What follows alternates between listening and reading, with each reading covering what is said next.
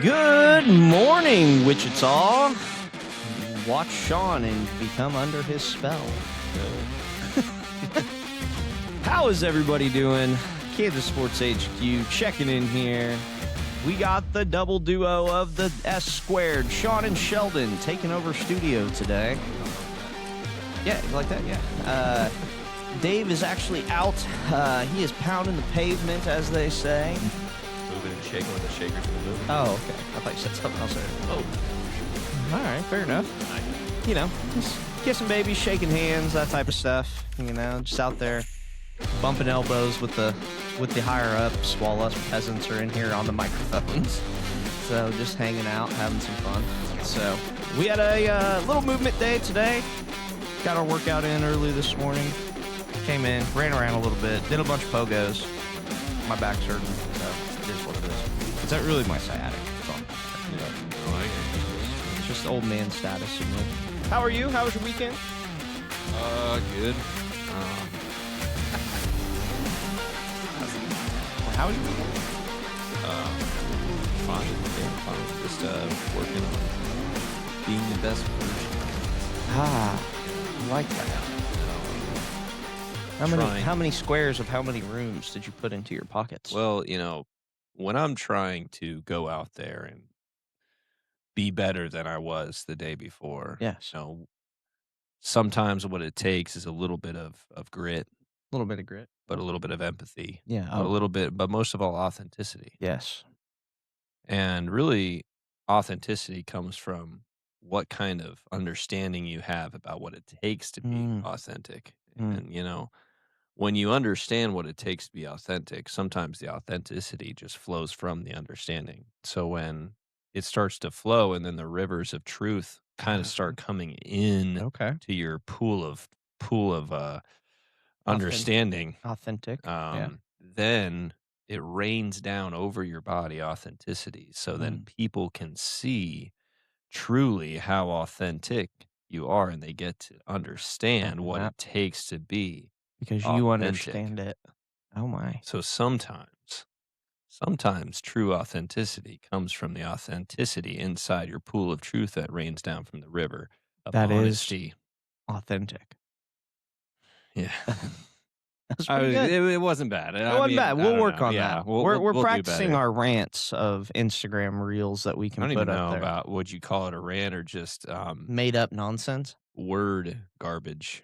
Yeah, word vomit. Yeah. Yeah, there you go. That's what we're looking for. Yeah. So I don't know. You guys using one word, twisting it as many times as possible in the same sentence. It's like anytime you ask somebody the definition of something, they give you the word in the definition. Yes. Hey, so what is authenticity? Being authentic. The understanding of being authentic. What? So. Yeah, I know my weekend was good. Just working on Saturday a little bit, and then we had our host kind of league host meet and greet on Sunday. Had a few people show up. Yeah. Kind of a fun little place. Derby. What's it called again? Derby Bowl. I think that's what it's called. Yeah. Okay. Well, it was popping. That's a cool place. It was popping, man. Yeah, it was a cool place. Get down there. I've been down there. I got down there like 3 years ago, and it's different now. And it's last time I went inside of there was probably in high school. And it's been a minute. Yeah, I think bowling's making a comeback. Bowling's fun. I love bowling. It is fun. It's just like Sunday afternoon's a great time to go. Yeah, everybody else. There's a birthday party going on there. There's a bunch of other people there, and then there was us there. Yep. So thank you to all the host families who showed up. That was really cool. Yes. Got to chat to a few of them. Got to chat with some of the coaches in the league. Catch up. As we start to ramp up and get closer to the season, keep building those relationships with them so we're not too angsty when we play each other on the field. Yep. Yep. Sometimes it just won't matter, but also true. Yeah. Yeah, it was good. We had a good weekend. Friday, what did we do Friday? I'm trying to remember. My wife had a bunch of random stuff. It was ladies' night on Friday. Oh, yeah. Friday was she has a group of friends. We always go out to dinner like once a month-ish. I don't think we had actually gone and done that in like 3 or 4 months, so it's been a while. So it was due.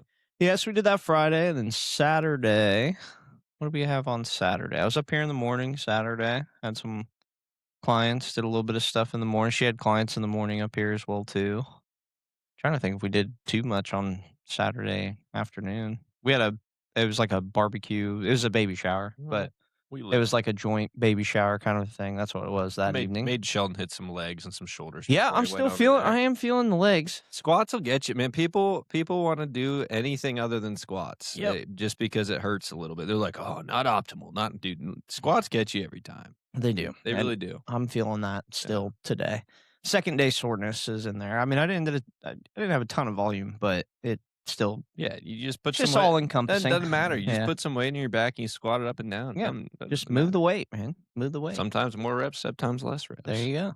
Just get range of motion down, and Yeah, you got a good workout in. It's really all you need for legs. that's it. If there was one lift, there was a few times in the summer I didn't have a lot of time. Just put 135 on the bar, rep it out as many times as possible. Does it There's all. my leg. Yeah, There's my leg does it day. all. Maybe I walk around enough. I don't work out my calves because I just lost belief that my calves will ever grow. So I just do pogos and Those are sometime helping for sure. every once in a while I'll do maybe some sort of calf raise. But I'm just like sprinting is going to be a better workout, and pogos are going to be a better workout for Yeah. him. And unless maybe I just over it doesn't matter Yeah. anyway. Well, there you go. So you had your baby shower, then We did that. Well, we yeah. did church and then we went to the baby shower Saturday. Yeah. So did that. That was good. Good service Saturday. Enjoyed it. We're doing a whole series on like mental clarity, mental health, mental just a lot of mental stuff, which is kind of fun to dive into. It's interesting to hear different perspectives and stuff. But You reading from Jeremiah. no, I'd have to double check. I mean, really, you could read anywhere, and it talks about Yeah, mental battle. I know. But you could There's go Jeremiah, go Elijah. Elijah had he I'm trying to was remember exactly. He's actually so it's kind of cool. I mean, it's fun references that he's doing, but he wrote a book, like Craig wrote a book, and so he's referencing some of the studies and some of the stuff that they did to write that book, you know. And so he's walking through a lot of that, but it's been cool. I mean, I don't know. I mean, mental health is definitely a thing for sure, and just hearing different perspectives and how applicational it is in different areas. Yeah, there's the answer. that is. It's my answer to it. But But but we did that, and then Sunday went to the RV show on Sunday. RV show was awesome. That was pretty cool. We had some fun there. Looking at stuff that I don't need or can even. My Tahoe isn't gonna pull it anywhere. So, I but don't there know. there was some cool stuff there. They got. I mean, it's quite crazy how affordable some of those things really are when if you're gonna like quote unquote live Yeah, in it. it's temporary living space, like Right. maybe a longer term living Yeah. space. Like you can, There's some especially if nice you, ones for when you put it in comparison of what a house costs in this day and age, right? Like 6 figures plus for, usually decent homes, even in our area, which cost of living is super low. yeah, You're 180,000 to $200,000 at a low end if you're getting something that's, in the middle of the road, I suppose. I don't know. But it's just when you compare and contrast, like looking at what 50,000 gets you into an RV in comparison to that, it's like, I mean, some of those things in the RV, I'm like, man, this is nicer than my living room. that's what Like, I'm like. I mean, this thing is if nice. Like, if there was a way, we were talking about it a little bit for someone or something else, but yeah. like I'm thinking about like when I was looking for a place to live, Mhm. and I'm like, man, if I could have just gotten somebody to help me out with the down payment, and then the monthly payment's not even No, yeah, that bad. the guy was like, If yeah, I it'll be was $150 a month or yeah, like something. And I was if like, you that's like, I mean, shook. I was like, what do you mean? so people, it bothers me. Okay, in this day and age that, um, and actually we were maybe going to talk a little bit about this if our guest wanted to be on today, Oh, but yeah, it's fine. whatever. So Hopefully she's tuned in. yeah, um, but I hear like these some of the podcasts I listen to in the past that they'll like rag on. They're like, oh, there's studies of like so many 20-something-year-olds still living with their parents. I was like, yeah, I mean, why would you not needingly like go live by yourself and Right. pay way more rent than if your parents are willing to keep you around for a certain like much cheaper rent, Right. cover your part of the utilities and everything like that. It's like what I mean, I currently live with my pastor right now, and I don't pay all that much in rent, and I'm very appreciative of that situation. And it's kind of like living with my parents a little bit, but I mean, why would I until I need to? 100%. It because the last apartment I lived in when I was going to college was, $900 a month for a studio, and it was it was a nice apartment and everything, but it was, the bedroom and the living room were one, and Mhm. luckily there's a washing machine, dryer machine in there. Like, it had everything I needed, a little bathroom. Yeah. It was all good, but it was $900 a month. It's expensive. And then the one Yeah. I had before that, lived with 3 other people. Once again, nice apartment, just built, so that factored in. Like, I could have found a little more rundown, cheaper Mhm. place, but this was right next to campus. And I was living with 3 other people it was like $520 a month, living with 3 other people. Yeah. Luckily, I had my own bed, my own room, my own bathroom. That was nice and everything, but, it's just, you know, kind of, Yeah, it's tough. it's or what do you expect with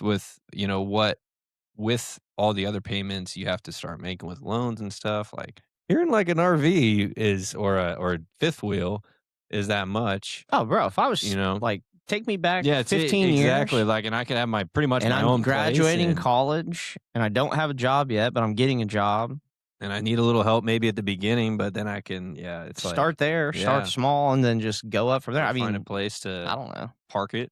Yeah. That'd be your biggest challenge, is find a place to For park it sure. and I mean, live. there is definite like challenges. Don't get me wrong. Like Yeah. if you don't have something to pull it, that's a problem because then that turns up in Well, and they're so heavy. You need a big old truck to strap do it it. on me, I'm just gonna Then power, but they have solar panels now. That's what the yeah. guy was telling me about. He's like, dude, they all come with their own solar panels now. So if you park it somewhere that gets some sun, you don't even need to plug this thing in. I'm like, what? Move the bus out Yeah. of there. Oh yeah. But anyway, so RV show was fun. It was cool, and then that kind of led us into the host family event. Well, it's kind of on the same topic too, because Yeah. housing and staying together. We'll talk about that a little bit, but yeah, the Derby Bowl. Appreciate those guys. That was fun. I mean, they didn't really do anything other than take our reservation, but appreciate you guys. Thank Yeah, you. that was awesome. Yeah, it was That cool. was It was a a good nice inside. I mean, cool layout in the bar, little area, restaurant, whatever you want to call it. They had some. I mean, that place has had to have been remodeled relatively recently. yeah, I think so. Looked like Had to it. have been. I mean, I Woo. I don't think it maybe the Excuse me.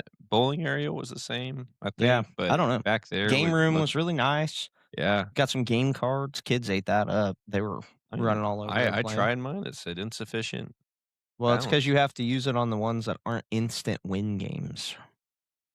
So, like the claw machine wouldn't work. The coin machines don't work. The skee ball machine didn't work. Oh, really? Yeah.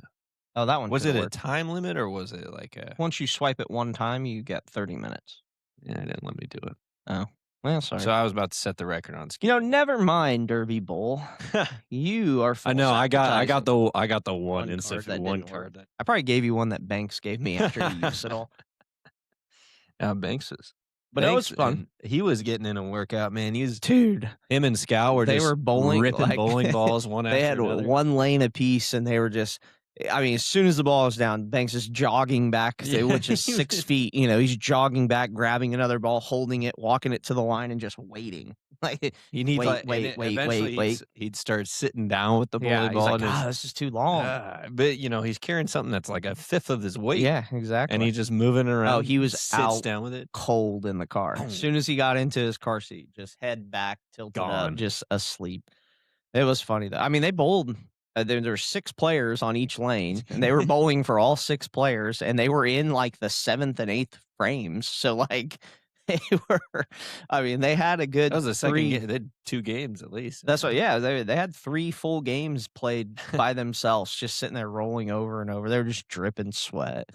It was good. But yeah, no, had a few families come out. So obviously, if you watch our stuff, if you might be interested in possibly, getting involved with the league somehow, host families. We'll talk a little bit about host families today too. But I think that's it's a cool thing. Like we try to do these social events and we try to do these little deals where, the families get to come out and get to socialize with each other, meet families from other communities. We have multiple different communities that, our league teams operate and run, and we're just kind of spread out around the Wichita area, surrounding area. But, We had a couple team or a couple families from Wellington there yesterday. We didn't have any. I don't think there was any. Wellington and Valley Center were the two, but or the two locations. But we also have Winfield, Mulvane, El Dorado, Park City, Valley Center. Wichita obviously is a surrounding kind of hub there. Clearwater with the curve, but we up. You guys are interested in getting involved, we're going to be doing. I mean, I got the coaches. I'm on them right now about having little events. Going out to dinner on the weekends, having people come out and just keep the social events kind of rolling as we move into springtime, which obviously baseball starts to kind of pop off in the spring. People start talking about it more. Yeah. We won't start until the end of May, so that's when our guys will be reporting. But hosting, kind of on the same topic that we were talking about with RVs, like hosting and being a host family is such a cool experience. It's a cool thing.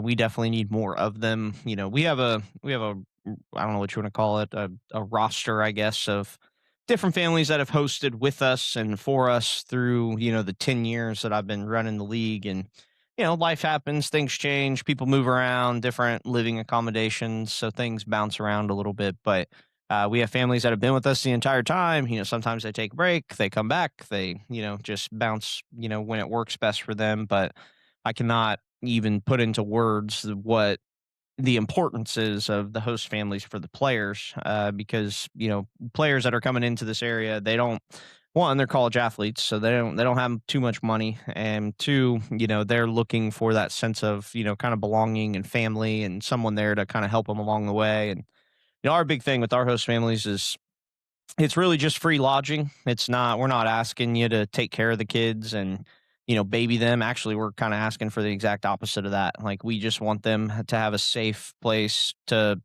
lay their heads at night, sleep after games, get ready for the next game. We don't want you cooking them meals. We don't want you taking care of them, doing their laundry. We don't want you, I mean, we want to treat them like they're young adults and have a little bit of sense of independence and responsibility and trying to be good young men and doing the things. Now granted, I'm not saying you can't hang out with them or cook a meal here and there or take them to dinner or whatever and get to know them, kind of things, but we also want them to take some responsibility and take some ownership in their journeys of playing the game and what it's actually going to take to play at the next level. Because I think we do plenty parents do plenty of babying kids all the way up into college, and then when they get to college, it's like they have no idea how to do anything for themselves. And we deal with that on the recruiting aspect side, but it just is what it is. But yeah, host families would be a big, big, big help. So if you have any interest in that, make sure you reach out to us. We're going to have some stuff that we're going to post up today, different events going on.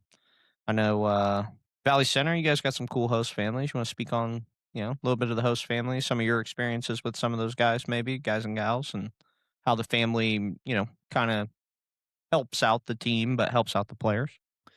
Yeah. Our host families are obviously the best, as every coach will say, but Yes, our yes, well, yes. I mean, I mean it the most Yes, because I mean yes. Valley Center, and that's the majority of our crowd too. Just we've been getting some bigger crowds recently, but we just really appreciate them too. That a lot of them still will show up to a couple games a week too, even though we know they got stuff going on, but they come out and support really well. Like at the end of the year when we have like our host family appreciation night, it's always kind of fun because the people who aren't able to show up as much get to kind of see them and meet them a little bit for the most part. So that's always cool. The forces are always great. They usually take on maybe more than they Yeah, need to. We yeah. always really appreciate them. Connie, the bishops, Hmm. they take on more than they need to usually for us, and they kind of are maybe the ringleaders of the host family group. It's really awesome. They're super appreciative of them because they also are at every single game they can get to and cheer us on to, even some of the away games, and because they usually have 3 or 4 guys Hmm. they're cheering for, and just them, and they also go above and beyond too, when than what they are asked of, providing, Yeah, good for place sure. to hang out, meals, and just taking care of the boys like they're their own, which is awesome. And I know the Meisters, they always Yeah. host every single year. Yep. Then Shane and then Merritt, his kid has been in here in Parisi a lot. Yep. and Spangler's been in Spanglers there. as Yep. well. Yep, and they they make it to a few games a year as well, even though I know they're super busy with their kids Yeah. in the summer. So especially when you have other kids, it's always cool that they still open up. And we haven't had any issues that I know of, any big ones at least. Yeah. Um, One offs here and there that just are little weird circumstances, but it's just for the most part, we do our best to make sure we double check with the coaches and make sure like the kids that we're getting are in general good kids, and like he said, all you have to do is provide a bed and provide a safe place for them. You don't have to. You're not obligated to get them food. You're not obligated to do their laundry or anything like that. It's provide a bed for them and make sure they have a place to stay, and that's it. But you guys at Valley Center especially, they go above and beyond, and I met a few other host families from some different communities last night. They're also right lockstep, same Yeah. boat. Yep. They want to provide they're really interested in the team, cheering on the team, want to provide a good space for them. It's really cool just to see that. So, and I would encourage you. I mean, I don't have any of them. Well, I do have one staying with me usually now. I Yep. forgot about that. I just mentioned I live with my pastor. My pastor usually hosts one guy. One year, first year, he hosted two guys because of certain circumstances there. So, I mean, I do end up somewhat. I mean, I'm not the host, but I live with one. So, I encourage it. I mean, it's obviously I'm a little selfish. I'm a coach. We need beds for these guys. But also like I get to experience them a lot on the field, and it's just it's a cool experience to just expand your family a little bit, expand your connection, and then go keep in good communication with them when they leave and check in with them. I know they really appreciate that because we're all selfish at heart, and sometimes like when we're in the grind of a baseball season, I remember this, grind of the fall baseball season, grind of the spring baseball season, no one's reaching out to you and seeing how you're doing, and they get like a text from a host family in the middle of the spring, be like, "Hey, how's it going? Really thinking of you guys. Hope everything's going well." That means a lot to them too. So there's just Hmm. different relationship aspects there. But yeah, Valley Center's looking for a good chunk more beds Yep. to for guys to stay in, and really if you're interested at all, just reach out, whether it's for Valley or whether it's for one of the other teams, because well, you guys are what makes this whole thing work. Yeah. So Without if a we doubt. if we didn't have you, Without a we doubt. could not do this at all. So Yeah. Somehow we've figured it out most of the years. Uh, but yeah, it is a constant grind on figuring it out and finding new host families, but then also just ones where the timing makes sense. I think that's the biggest thing. Like, I think we got a pretty good reputation just around communities in the sense of how the guys are and stuff like that. Like, we don't really have major issues. I was talking to some of the families last night about like, just stuff. And I think probably the number one thing that I'm hearing from a lot of people is like the kids aren't as social as they would like them to be. And it's like, yeah, I understand what you're nature saying. of the nature Yeah, of the I get exactly what you mean because you want it to be a fun experience and a cool thing and all that stuff. But we're a lot more concerned about like, hey, are they respectful? Like, are they taking care of your home? Like, have they done anything, like on a bad sense? And most of the time that answer is no, and so it's like, all right. So like there's really not a problem. It's just more of a preference. And we're yeah. just like, okay, we understand that. Like we can try to, but not all these guys are super outgoing, and most of them are shy. And on top of that, like socially awkward and Yeah, here I am on my phone right now. I yeah, got two like, screens going on, and they're it's very, even worse with the kids younger than me. oh man, yeah. Like it's a tough thing, and once they warm up by the end of the summer, usually you don't see as many things where that's that kind of a problem because they've gotten to know everyone and they have good relationships built and everybody's having fun and that type of stuff. But it is a little funky first couple weeks just because like nobody knows each other and it takes a little bit to feel each other out. It's kind of like getting into a new relationship or something where it's like, okay, like I don't know what to say, not to say. Let's dabble in, talking about this or talking about that. Like let's get to know this person a little bit more. That's kind of how it rolls for a couple weeks. And then they get around the baseball guys and everybody's like, all right, we're brothers now. Yeah, Okay. it Like takes about 2 yeah, days, yeah, and then we've known each other long and enough. then, Like we like, can be normal. I mean, I would even say just like, it's like the first, I don't know when we have that, but, kinda just we're at the field and it's a little host family cookout or whatever, and all the Yep. bunch of the host family comes in. It's like the first week of the season. Yep. and we all kinda get together for some food and stuff, hanging out together at the field, and, I mean, I think by then everybody's just like, "Okay, yeah, like, Yeah. well, Well, and those we're" things. and it's a whole team. It's a Yeah. whole team Yeah. vibe, and it's cool, and, I mean, me, myself, as a coach, like, it's kinda figured this out my first year doing it because I was 23 when I started, and Mhm. some of those guys are 21, 22, and so there's that. I had it was a little touch and go that first year and seeing how it worked, but I kinda learned that it's like, it'll take probably the first 2 or 3 weeks, I'm Mhm. just getting to know the guys. I'm not really coaching Mhm. very much, like, if they Mhm. ask, obviously, I'll help, but, like, I'm not gonna force anything onto them right away. It's like, I'm just gonna be here, I'm gonna throw BP to them, I'm gonna hit grounders to them if they need it, Imma do whatever I can for them if they need it, but I'm really just getting to know them a little bit more, getting to know where their background, their stories, Mhm. what they're, how they play the game, how they wanna play the game, how that works, and then, about a little bit before midway point of the season, then it's more like, "All right, now, we're all comfortable, this relationship's built, there's some trust there, now I can Yep. kind of start coaching them up on different things I see." Um, but sometimes 2nd game of the season, some kid will come in, "Hey, what?" Because I'm first base coach, so, I'm watching their at bats, and they'll Mhm. come in, "Hey, what'd you see up there?" And then, you kinda have Open that your up. open doors Yeah. there, but I kinda let the players open that up unless I just see something egregious, but they're college guys for the most part. If they do something egregious, they know they did something wrong. Same thing with the host kinda situation. It's like, as long as they're coming in as far as we're concerned, um, I know there's more components to it, and maybe some families opening up their doors want have a little bit more relationship, totally understand that. Um, but what we're looking for is just make sure they respect your space, respect your Yeah. home, respect your family, respect your spouse, and all that, and your kids if you have them there too, Yep. and just make sure they're respecting all that and not Right. trashing it, not leaving their stuff all the way around, not, Mhm.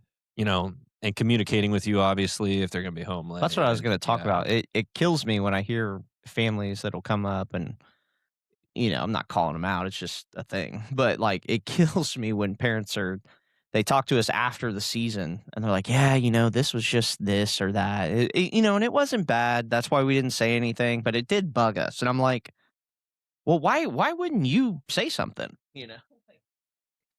answer it on call. "Oh, thanks for calling in to Kansas Sports Just HQ." put it up. Your Google listing is But that one always kills me. It's like the end of the season, and then somebody reaches out and they're like, "Yeah, we don't know if we're gonna do it again because of this, and this." And I'm like, "Well, why didn't you say something? Like, that's a simple thing. I can fix that in 2 seconds. Like, that ain't no problem for me to handle that with a kid, just simple communication things." But then the other one, that the social aspect one, is the one that always kind of kills me too, yeah, because dude, when somebody's like, I don't know, like for me, I'm just very direct in communication. I think that's part of, why it makes sense to me and maybe not to everybody else. But like, dude, if these kids weren't being social and I wanted them to be more social, I'd just tell them, like, hey, listen, like, this is what we want. yeah, Like, this is how we're going to do it. Like, so when you guys get, home from practice or home from games or home, whatever, like, whenever, we're going to set aside some time to where we can, like, do these things because it's important to our family. And if you're living with us, we want you to like be a part of the family. Like, we want this, we want that. This is how we want to do it. And if that's a no brainer thing, let's just do it. But if it's something where like you don't feel comfortable with that, then let's talk about it. Like, let's figure it out. But I think that's really where it boils down to, yeah. is the communication. Set some boundaries early on. I mean, Just lay it out. yeah, Hey, like my kids, they don't know you, but they've been talking about you for 2 months because they cannot wait looking to forward get to to know having a big you. brother or Yeah. whatever, They want to play catch, they want to go hit, they want to go do whatever. Like, so let them know that up front. And then if that kid isn't receptive to that, give him the opportunity to talk about it. Like, say, Yeah. "Oh, well, I'm just not very comfortable," or whatever. Like, and then, then you can express your concerns or whatever, but just communicate. Like, I don't know, it's just not a hard thing to do. But these kids suck at communication. I'll just say that. Like, I'll tell you, You will have to be yeah, like, you're gonna have to be the adult for a little bit. Like, it is what it is, because that's what one family said yesterday. I'm like, man, we'd really like, maybe like how they do with foreign exchange students. Like, oh, can you give us like a bunch of information about them, and then we'll give information about us, and we try to pair it up together. And I was like, oh man, we've tried this. Like, so I appreciate your sentiment of what you're talking about, but here's the deal. Like, if I ask for that today, I might get it by the time he shows up. Yeah. Like, I might get him to bring it with him if I'm lucky. Like, I mean, we used to have Jamie. Jamie would reach out to him and have him record little videos. like just a little short snippet, minute long, 2 minute long thing. I mean, I'm pretty sure we still have a website that has all of those old videos on it. And, she did a pretty good job, but it also like, she did that for 1 year and was like, "Dude, this is like pulling teeth." Like, I am and she was a dentist, so that kinda, Yeah. worked at a dentist, I guess. She wasn't, but I was just like she was like, "Yeah, I can't like, we're gonna have to change something up. Like, this system is not." 'Cause it was like a full-time job getting her to, like, just get these dudes to respond, say something, like, do it and granted, like, they're busy. I give them a little bit of slack because 'cause I've lived the life and, like, I know that, You're not but that busy. they ain't that busy. Like, you ain't that busy to respond to someone. You ain't that busy to just say, Well, "Hey, we got that's practice. Let me call you after," okay. whatever. You make time for your girl. Yeah, Trust me. that's a different branch. If we're not even talking about host families and kids being part of a host family anymore, the I what this is overall college kids, anybody who just works a normal job is like you'll try to communicate with them these days, and maybe everybody can. I think everybody can probably relate to this, but you just try to communicate with anybody at all, and they get back to you in like 2 or 3 days. I'm like, I'm sorry. This is 2026. I know you're on your phone at some point during the day. Mhm. The fact that you don't hit me back for 3 days or 2 days or whatever it is a complete. Don't tell me you're busy. You're too busy. Like I get it. Like I'm busy. I'll forget to respond a few times. Like some. That's why I try not to open text until I'm ready to respond. So Mhm. like if I don't text you back or call you back or whatever for hours on end, I've seen it. I just haven't opened it because if I open it, then I would forget to respond. So I kind of get that in some regard. But you're not that busy. Everybody's on their phone enough to respond. Nobody's this old school person who doesn't ever take out their phone because Not in this day and age. because I know my dad's old school, but he'll still respond to me. Correct. You know, when I text him, or he'll still shoot or Yeah. respond to our family group chat because like everybody's on their phone a little bit because we need them Yeah. for our jobs and communication. Correct. Which, That's a whole different but podcast. yeah, Yeah. but it's like no one's that busy. I had plenty. Like I was busy in college. Especially like like get to my senior year, I got a job, I got school, I got baseball, and there's a lot of people who have a little bit of a part time. But what are you doing at your part time job? Well, I'll tell Probably you. on your phone. Yeah. What are you doing Too in your much. downtime? Yeah. On your phone.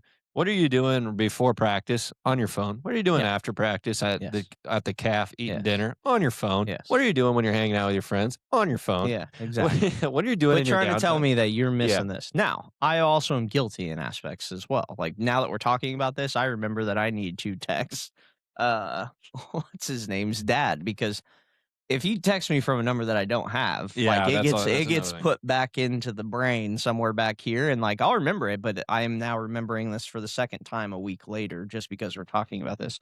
So, I will text you today and I apologize. I Do it right now. apologized the last Do it right time now. too. Well, I got to figure out his name and his No, number. just do it right I now. don't know it. Nah, I gotta find look it out. up. I gotta send him the information. It was a guy for the Airbnb stuff with the players last year. Oh, yeah. Talking about host families, that You know? sparked the memory. Talking about how we suck. So that's that's the second memory. Yeah, So it's good. locking it in It's there. good to yeah, don't get me wrong. I'm totally guilty of that sometimes. I'll totally forget it. If I have your contact save, it's no Yeah, problem. If I don't have your contact save, because I get a lot of messages from a lot of random things and people and parents and that type of stuff, like it gets compartmentalized in a weird Yeah. spot, and then I forget about it sometimes. So I'm human. I get that aspect, But if I'm getting recruited by a baseball team or a host family's talking to me, that's going to be a little bit higher on the list, I would think. Common You're sense stuff. just But- people like but it's everything though. It's not just Oh, yeah. player. It's I work a job at somewhere. Yeah. Doesn't matter what job it is, and Yep. and you're just like, I'm just so busy right now. I'm like, no, you do your job and you go home, go to sleep. Yep. That's what Yep. you're doing. Like, It's about the priority of it. Yeah, That's like, why I always tell like you're when so we talk busy. about Like, come on. business wise, like outreaching and like reaching back out to parents and like that type of stuff, like you just got to remember like they're not usually not purposely ignoring people. Like it's just, dude, the first people you think about contacting after a day is your family, your loved ones, the people that you talk to on a day-to-day basis, your good friends, your group chat that you whatever. Like all of those things come first on the ride home from work. And then once you get home, if you're a parent, you got a million things to do or whatever. If you're not, like you just are at home, doing Yeah. dinner, whatever. So it's just, it gets processed backwards. But you got time. Like, don't use that as the excuse. I assure you, you got enough time. That's the one that always kills me too when I talk to kids. I'm like, oh yeah, let me see your phone then. Like, let's see how much time you're spending on these games on your phone. Let's see how much time you're spending on apps on your phone. Like, you're trying to tell me that you ain't got 30 minutes to an hour to do something? Okay, let's find it. Like, we can self audit ourselves. That's no problem. Friggin' lazy bums. And like if I reach out to a parent and they don't respond, I totally get it. I reach out to parents a lot, some of the same parents even more. But I don't want to push them, man. I don't want to. I don't. I'm And I scared. got the if I'm reaching out to a parent I've texted before, but it's been a while, I also get it. Like I have a 515 number. So that always Yeah, don't answer it. yeah, that's always throws them off. 515s. And then Oh, they're like, hey, is Sheldon there? yeah. The Sheldon will text them once and then they'll respond. Yeah, And they'll be like, "Oh yeah." I'll be like, nice. "Hey, how's it going?" It's like, oh, through the text, I'll say, "Oh, is Sheldon there? Could he text me through this number instead?" And I then I'll don't be think like, that that's actually ever and I'm happened like, yet, but "All right, fine, Sheldon. Here's my phone. Just take it from me." that's funny. So then he's texting him from both his phones because they won't like if his fingers touch They the want to yeah, respond. they'll That's they'll what- feel the Ah, difference. Oh, there it's he is. Sheldon. Oh, If okay. I touch my phone and type out the messages like, You guys see "Who what typed this is what I get to deal with in the office. You know what I mean? Every day. Every day. All right, that was a good little rant there, but yeah, no, host family stuff is good. What else we got kind of coming up here soon? We got golf tournament stuff's getting ready to get planned out. So if you haven't entered or asked questions about our golf tournament yet, make sure you do that. KCLB golf tournament. Willow Bend, May 29th, going to be in the morning. So you get off work, so that'll be fun. So that should be a good thing. And then it's full bore, bunch of games, bunch of baseball. Got all kinds of. Yeesh. This is kind of the time of year where I start getting that little bit of I feel it in deep part of my heart somewhere in the chamber of like, you should be coaching right now. Like you should be on a coaching. college roster doing should- something. We Like, should be joining a men's team. yeah, like I have that time. But If there was like a Sunday men's league, like a late Sunday. oh yeah, I still wouldn't have time.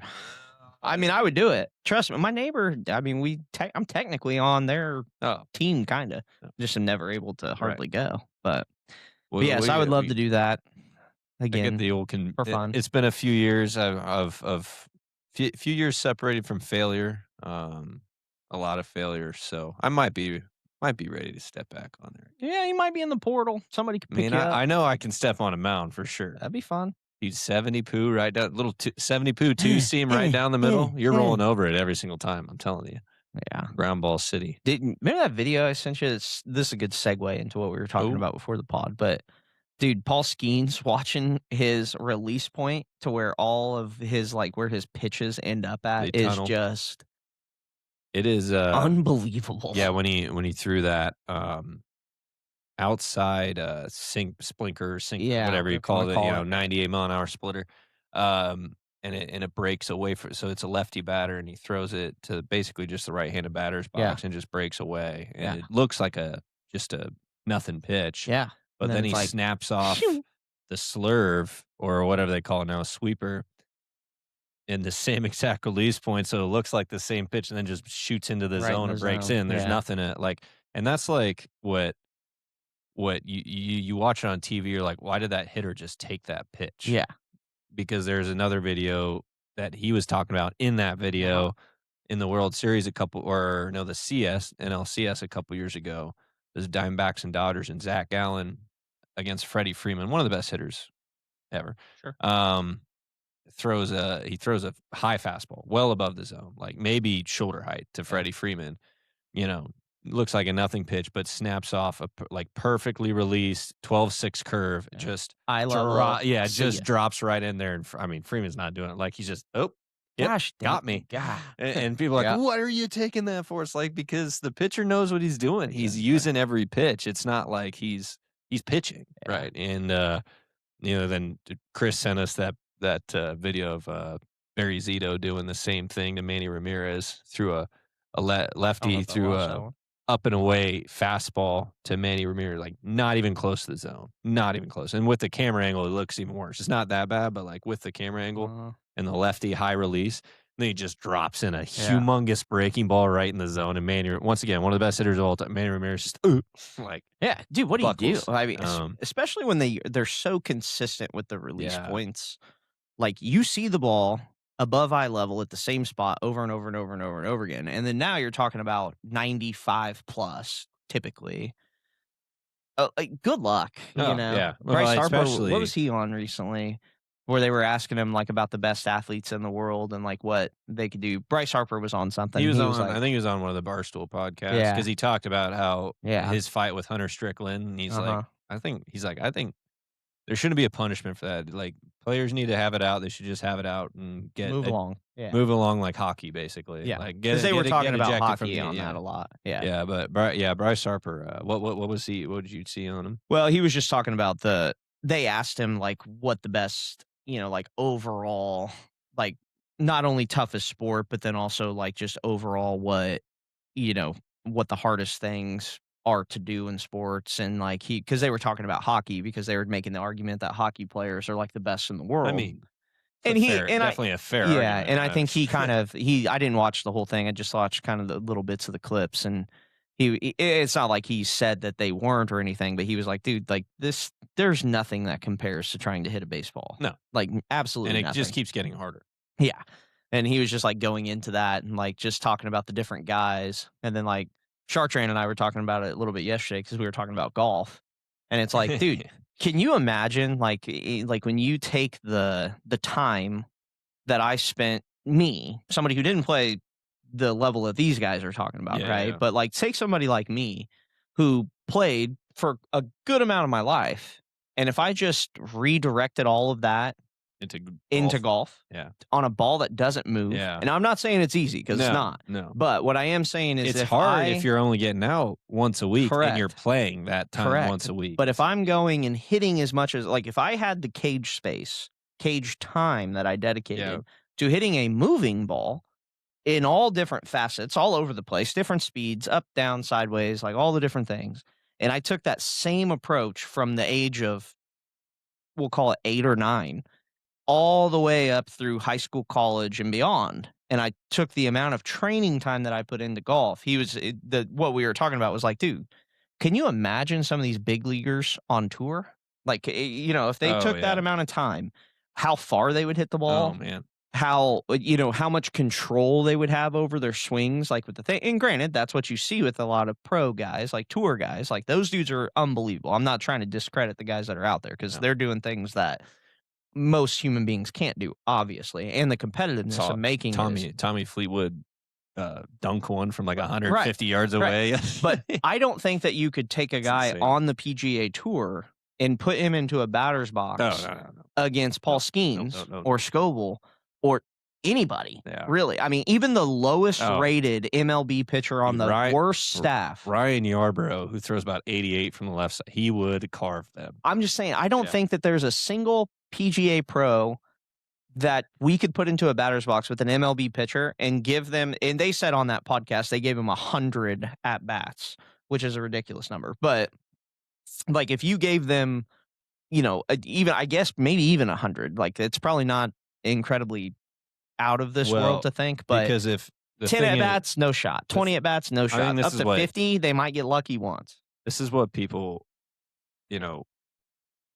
think about baseball is like, if you're facing an MLB pitcher, you're like, well, if I get 100 at basket, I'm going to run into, like, I'm going to time one up or something. I don't know what they think. I really don't, because that pitcher doesn't want to give up a hit. No. And he doesn't have one pitch. Especially to you. He doesn't have 2 pitches. He doesn't have 3 pitches. Right. Normally they have 4 good pitches, especially an MLB pitcher. Like if they're a starter. At a minimum 3. They have a minimum 3, maybe 1 pitch they use every once in a while. And that 1 pitch that's like not a good pitch for them, they still carve you with because it's going to look the same as a fastball each time. Then it'll break off into a slider, break off into a changeup, break off into a curveball. And for those of you out there, when we're saying hit, we're not saying contact. We're saying a base hit. Oh yeah, like I'm not talking just putting your bat on the ball. I'm not talking about foul balls or a weak ground ball or getting jammed or whatever. Like, yeah, it's a barrel. Like actually getting your barrel to the baseball. It's insane because that pitcher, even if you get close one time, he's like, "All right, I know exactly what to do on this next one," and then they're gonna carve you up. Yeah, 100%. And yeah, give him 100 at bats. Do it. No chance, It's dude. like, Absolutely no chance. Like I remember seeing 99 for the first time when I was at Newman, and we played the Wingnuts as an exhibition game, and they had a closer, that big black dude. Like, I don't remember his name or anything. I was scared shitless. I just remember walking up to the bat or up to the plate, and I just was like, I'm just swinging, like, Nice because strike. I watch him. I see it on. I know what's coming. Like, this dude's just gonna blow this thing by me 3 times. I'd never seen anything like that in my life, and I made I made contact, but I felt like my hands about exploded. Like, because I had no idea. I didn't, dude. He could have broke me off any second, but he didn't have any other pitches. Like, all he did was throw hard. Yeah. And so, dude, and just explaining how fast it is just such a, and not to mention, like, if he misses, you're hurt. He cuts it a little bit. Yeah, if he misses, you're hurt. Like, if it hits you, you are hurt. Yeah. And you ain't getting out of the way. Like, No, that's don't the have that part. time. Like, people don't As understand. you're that. loading, you're trying to time Yeah. that pitch up, and then all of a sudden it's on you, Correct. literally. Yeah. And you're like, "Oh, Yeah, I'm 18 years old. That's why I like stepping people- into the yeah. box for the first time. People, At, people are like, grown man how do you get game. hit in the? How do you turn and then get hit in the face or do? I need to this?" look up that guy's name. It's It was a like, long time ago, no. but I don't even know if I can find it. But that was crazy. I remember just how fast that was, and I was just like, shoo, shoo, and dude, and it's just by you in a heartbeat. It was wild, but yeah, no, I don't think that they could do it. Not even remotely close to doing it. But yeah, we were going to talk about, which we don't really have to get into too much, but the whole point of the MLB side of the things was talking about the strike zone, the automated strike zone, getting a malfunction in the game, and then they had like no idea what to do, and everybody was like staring at each other like But so dumb. Yeah, This is so dumb. you maybe leave some comments if you actually anybody watches this. Let us know what you think about the automated strike zone in it, because I think everybody has their own opinions about umpires, which mine's grown and changed over time. But it blows my mind how much that we're trying to change the game. The only thing that I will say, which I think is something that's always been around, but it's more prevalent now than ever before, is just gambling being such a factor in influence and how the way things are. Like, I think that's definitely a rock that, you turn that rock over and then all of a sudden you end up down a rabbit hole that's a whole different animal. How many referees across sports? Yeah. And, because the influence of officials on the game is a real thing. Part of it from the game, just loving the game of old school baseball the way that I do, and how I wish that it kind of still was, it's just a part of the game. Like, even growing up playing like young, I learned really, really quickly, like, hey man, like, they're going to call it what they see, and most of the time they're trying to give you, the honest truth behind things. But I assure you, they're human and they're influenced very easily, because umpires, especially when they're umpiring young games, like, if you're a little dickhead out there, like, they're going to find a way to make sure that you feel that, like, one way or another. Right, wrong, and different, that's a different combo. But the reality is like, if they don't like you for whatever reason you give them to not like you, they should still do their job. I'm just telling you, the likelihood of them continuing to do their job correctly at a high level is going to be a little bit different as time goes on. So I was always trying to, make buddy with them respectfully, like, just trying to, I wanted them to know who I was in the aspect of like, oh yeah, like, this is a good player. He plays the game the right way. Like, he has good conversation, just simple stuff, like, not above and beyond. But, there is some players out there that I assure you, umpires put a target on your back and they get the opportunity to bang you. They're going to find a way. So I can only imagine at the highest levels of where and how that portion of the game, but that's also, in my opinion, part of the game. It's the game within the game, as they say. Within the game. The game's game. And if you take all four corners of the field the game and then put them in the game, exactly, then next thing you know, yes, now you know. You have the understanding of what it is to be authentic on the baseball field. But I think if you get too, don't get me wrong, you want them to get it right every time. And I think that's my conversation that I always have with umpires, that umpire for us is just like, listen, we have technology at our disposal. we want to get it right, but we also understand that like you're not always going to get it right. So the reality of it is hey, if we get it wrong, let's just own it. We got it wrong, and then we move forward. And so like that way we can work on trying to get it right again the next time, and then get better with each time that you get right. Baseball's a game of failure. I think this just highlights how it's a game of failure on both sides, right? Yeah. And just try to be the best version that you can be out there. You're not going to get them all right, right? No umpire is. Now, when it comes to certain things that are game changing, having some protocol in there to where it's like, hey, like we want to get this right in the moment. I think that that is a fair thing to try and do, as long as it doesn't turn into just like a circus about it. Like it's just not, like taking away the opportunity for certain things. I don't know. Like the automated strike zone thing to me, It's it coming to the KCLB. yeah, no. I don't even know what that would cost. That'd be insane. But just thinking about even in pro guys, like every ball four is going to be challenged. Every strikeout, unless you're swinging, is going to be challenged. Like they're going to just do it over and over and over and over again to try and like prove the point, I guess.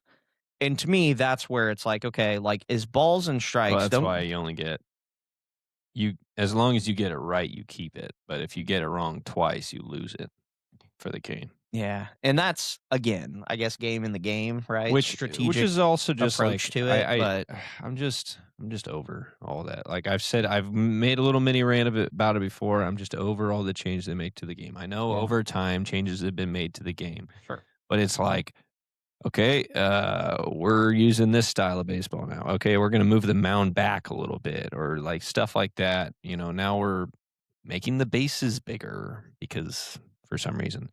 We're only allowed to pick off 3 times, and then after you try to pick off that 3rd time, if you don't get him, then they automatically get second base, or if you pick off twice, they're gonna probably steal because if you don't get him that day, like, I don't and it's made the game a little bit faster, but I would be the thing that has made baseball viewership go up, it's not the pace of the game.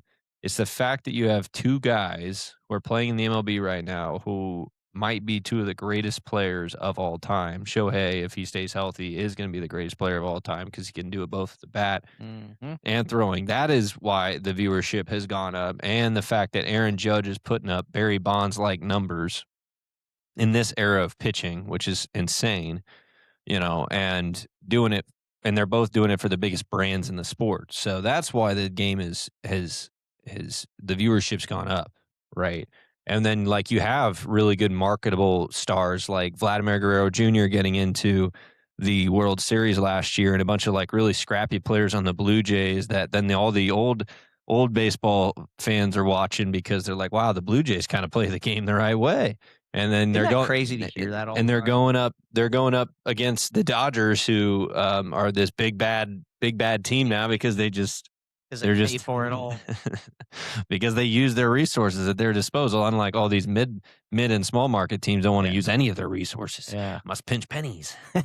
And then never like spend the money that they do have, so the owners just get really flipping rich, and then the team just stays the same or gets worse, and has a ceiling on it every single year, like Mhm. the Indians and the I'm trying to think of some other mid market teams that always just like Diamondbacks always seem to just max out at a certain point. The Nationals. N- they did win the World Series that one year. They got money over there. They got money to spend. Detroit. Detroit would be one where it's like Yeah. they're always like right there, but not Yeah. they're never Yeah. going that next step. Milwaukee. That's a very good one because Yeah. it's like Milwaukee maximizes what they have. Yeah. They do a great job of maximizing what they have, but they never have enough to get To past. say I don't know baseball is just not really a fair statement. You don't know ball. I just don't. I don't know players. I think Sheldon knows Okay. more than he wants to give himself credit for, but I just don't. I don't enjoy. he just following the doesn't. He players doesn't like like. that. He doesn't like talking to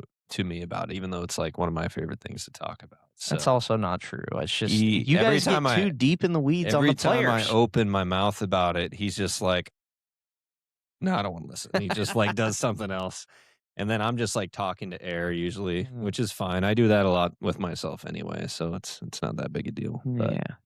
I'll just if he's listening, he's listening. If not, I'm always listening. I'll just keep talking. I'm But always listening. yeah, my ears work well. I don't think we need My any wife more. would argue that, but Well, Banks would argue that too. But you kind of have to tune him out a little bit. Oh my goodness! If you don't, you drive yourself insane. I haven't been able to tune him out yet. I don't have that skill set. Well, you also can't understand him, so it's just kind of a mute point, literally. Well, I don't live with him every single day, so I haven't been able to Sean. What? Well, he'll say dad 17 times. So then I'll answer him and tell him to stop. Yeah. Because I haven't mastered the ability to tune him out. And then he wants to say something to you, and you're like, wait a minute, what?